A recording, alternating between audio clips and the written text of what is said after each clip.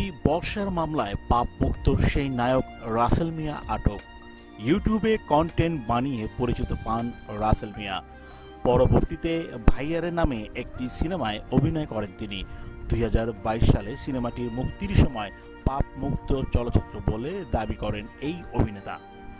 রাসেলের সেই বক্তব্য ভাইরাল হয়েছিল। বিয়ে করেও বেশ আলোচনায় আসেন তিনি।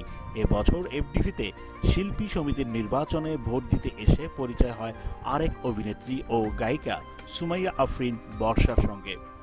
দুজনের প্রেমের সম্পর্কের সূত্র ধরে বিয়ে হয়। বিয়ের সময় বর্ষাকে পেয়ে তার জীবন ধন্য, এমনটাই বলেছিলেন রাসেল মিয়া।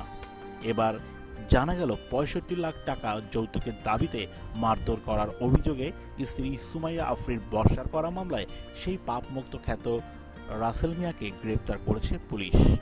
রোববার রাতে তাকে গ্রেপ্তার করা হয় বলে গণমাধ্যমকে জানান